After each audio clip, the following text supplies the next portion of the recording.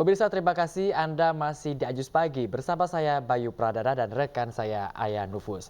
Pemirsa, kita ke informasi berikutnya di mana puluhan lapak pemulung di Duren Sawit, Jakarta Timur dini hari tadi ludes terbakar. Satu orang warga harus mendapat penanganan medis akibat terlalu banyak menghirup asap.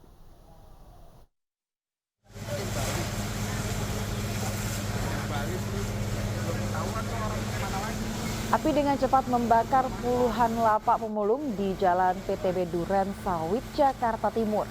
Banyaknya material yang mudah terbakar membuat api dengan cepat membakar habis seluruh lapak hingga tak tersisa. Sulitnya sumber air di lokasi mengakibatkan pemadaman api terkendala. Tak ada yang mengetahui pasti asal api karena api tiba-tiba telah membesar. Tidak ada korban akibat kebakaran, namun seorang perempuan harus mendapat penanganan medis karena terlalu banyak menghirup asap.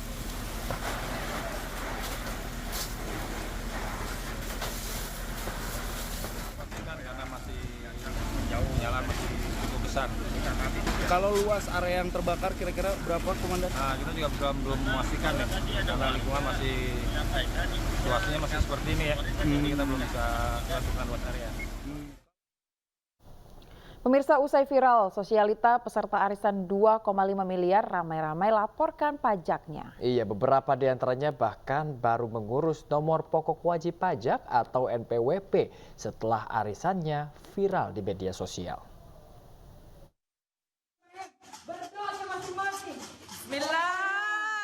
Emak-emak peserta arisan 2,5 miliar yang viral beberapa waktu lalu baru mengurus nomor pokok wajib pajak. Hal itu disampaikan oleh pihak Kanwil Ditjen Pajak Sulawesi Selatan, Barat, dan Tenggara. Sejumlah peserta arisan ada yang datang tanpa dipanggil. Mereka melaporkan surat pemberitahuan tahunan pajak di kantor pelayanan pajak. Ada beberapa langkah yang dilakukan oleh para wajib pajak itu sendiri dalam menindaklanjuti pemantauan yang dilakukan oleh Direktorat Jenderal Pajak. Ada yang datang sendiri melapor ke kantor pajak untuk mendapatkan NPWP, ada juga yang datang melaporkan SPT. Nah, sebagian yang lainnya adalah upaya aktif yang dilakukan oleh kantor pelayanan pajak setempat dengan bisa menghubungi, bisa menyurati, atau upaya-upaya lain yang bisa dilakukan oleh Direktorat Jenderal Pajak yang dilakukan oleh KPP setempat dalam upaya untuk meningkatkan kepatuhan wajib pajak perorangan yang berpotensi untuk memenuhi kewajiban perpajakannya di KPP setempat. Seluruh peserta arisan miliaran yang melaporkan pajaknya berlatar belakang pengusaha. Tidak ada satupun yang berlatar belakang istri pejabat atau pegawai pemerintah. Namun hingga kini, Ditjen Pajak Sulsel Bartra masih melakukan pendataan dan penelusuran.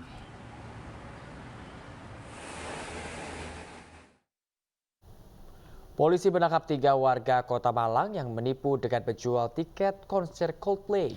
Total kerugian korban hingga ratusan juta rupiah, pemirsa.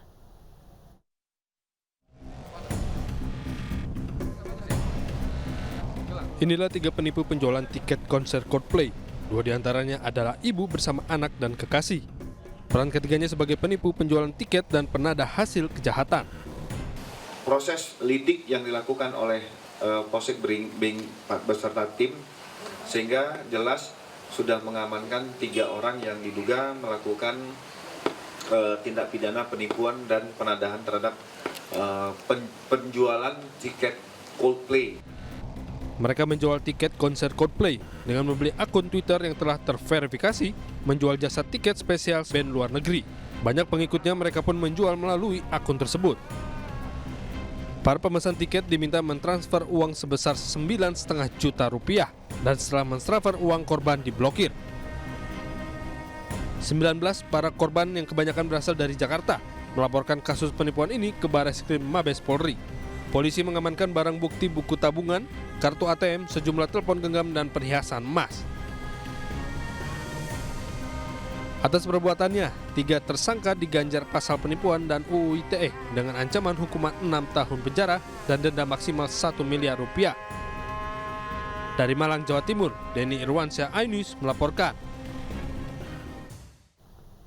Pemirsa, PSSI resmi mengumumkan harga tiket FIFA Matchday antara Timnas Indonesia melawan Timnas Argentina. Tiket termurah dijual dengan harga Rp600.000, sedangkan harga tiket termahal senilai Rp4.250.000.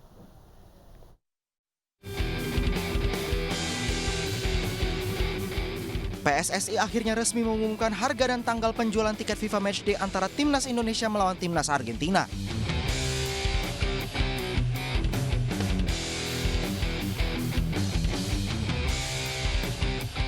Ketua Umum PSSI Erick Thohir menyebut tiket termurah dijual dengan harga Rp600.000, sedangkan harga tiket termahal senilai Rp4.250.000. Rencananya jumlah tiket yang dijual sekitar 60.000 tiket dengan presale dibuka pada 5 Juni dan penjualan untuk umum dibuka pada tanggal 6 hingga 7 Juni. Nanti tanggal 6 dan 7 Juni baru ada public sales atau penjualan secara umum dengan metode semua pembayaran, itu yang kita lakukan. Lalu pembelian tiket bisa dilakukan melalui website PSSI. Jumlah tiket yang dijual adalah sebanyak 60 ribuan. Ini tentu berdasarkan ada aturannya, ya, dan sehingga kita juga jaga hari ini. Pertandingan Indonesia melawan Argentina merupakan agenda FIFA Matchday. Duel ini akan tersaji di Stadion Utama Gelora Bung Karno, Jakarta pada 19 Juni mendatang.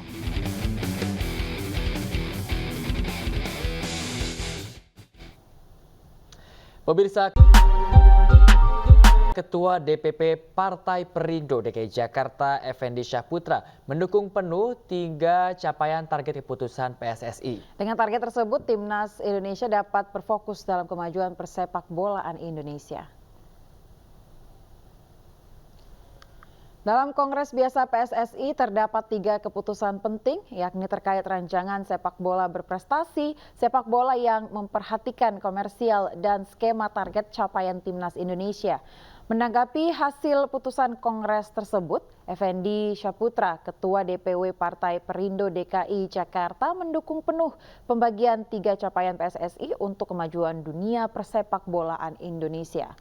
Effendi mengungkapkan Timnas Indonesia harus siap dalam menjuarai berbagai turnamen, salah satunya yakni turnamen penting umur 23 meliputi kualifikasi Piala Asia U23, Asian Games, dan Piala AFF U23. Effendi berharap target demi target dapat tercapai untuk meraih kesuksesan dalam mencapai Piala Dunia. Effendi juga lantas berharap bahwa rencana Ketua Umum PSSI Erick Thohir mendatangkan Direktur Teknik Jerman untuk menyusun kurikulum prestasi Timnas 2023 berjalan dengan lancar. Pak Erick selaku Ketua Umum, sepak bola Indonesia tahun 2045 nanti menembus peringkat 45 dunia.